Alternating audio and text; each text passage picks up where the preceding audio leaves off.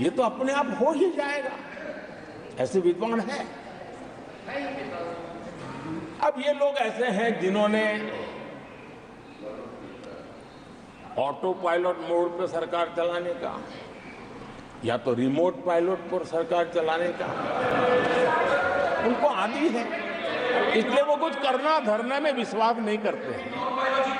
वो कुछ करने धरने में विश्वास नहीं करते, वो इंतजार करना जानते हैं। लेकिन हम परिश्रम में कोई कमी नहीं रखेंगे।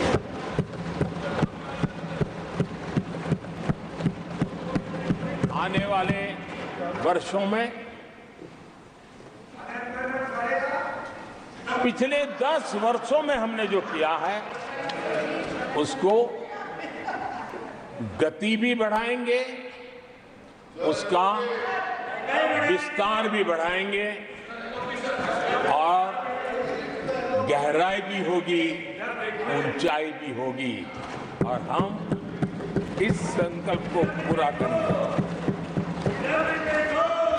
आदरणीय सभापति जी, चुनाव के दरमियान मैं देशवासियों को कहता था कि जो 10 साल हमने काम किया है, हमारे जो सपने और संकल्प है उसके हिसाब से तो ये एपेटाइजर है, मेन कोर्स तो अभी शुरू हुआ।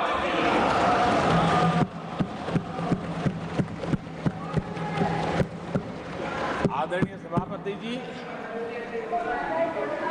आने वाले 5 साल मूल सुविधाओं के सैचुरेशन के और हम एक सामान्य नागरिक की जो रोजमर्रा की जिंदगी की आवश्यकताएं होती हैं, एक गरिमापूर्ण जीवन जीने के लिए जिन व्यवस्थाओं की, जिन सुविधाओं की, जिस प्रकार के गवर्नेंस की आवश्यकताएं होती हैं, हम इन मूलभूत सुविधाओं के सैचुरेशन का युग के रूप में उसको परिवर्तित करना चाहते हैं। आदरणीय सभापति जी, आने वाले 5 वर्ष गरीबों के खिलाफ निर्णायक लड़ाई के हैं। आने वाले 5 वर्ष गरीबी के खिलाफ गरीबों की लड़ाई, और मैं मानता हूं गरीब जब गरीबी के खिलाफ लड़ाई के लिए एक सामर्थ्य के साथ खड़ा हो जाता है तो गरीबों की गरीबी के खिलाफ की लड़ाई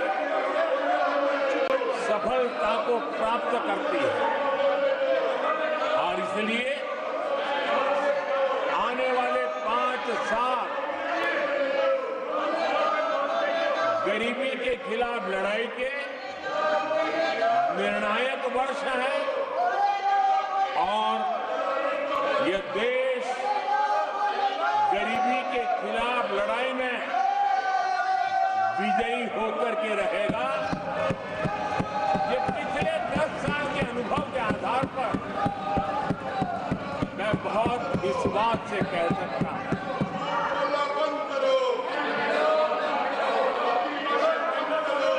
आदरणीय सभापति जी, जब देश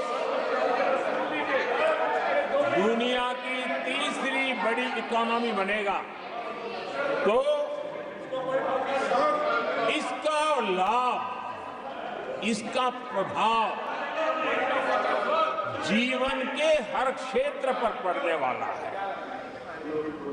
विकास के विस्तार के अनेक अवसर उपलब्ध होने वाले हैं और इसलिए जब हम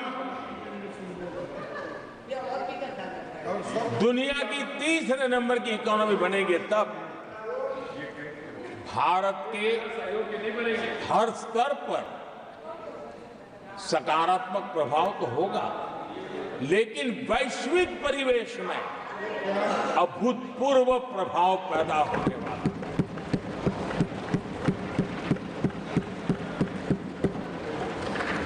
आदरणीय सभापति जी, हम आने वाले कालखंड में नए स्टार्टअप्स का, नई कंपनियों का वैश्विक उभार देख रहे हैं और मैं देख रहा हूं कि आने वाले कालखंड में हमारे टियर 2, टियर 3 सिटीज भी ग्रोथ इंजन की भूमिका में देश में बहुत बड़ा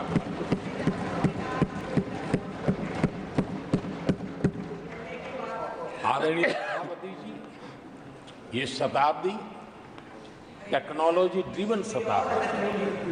உடனுக்குடன் செய்திகளை தெரிந்து கொள்ள சன் நியூஸ் பெல் ஐகானை கிளிக் பண்ணுங்க.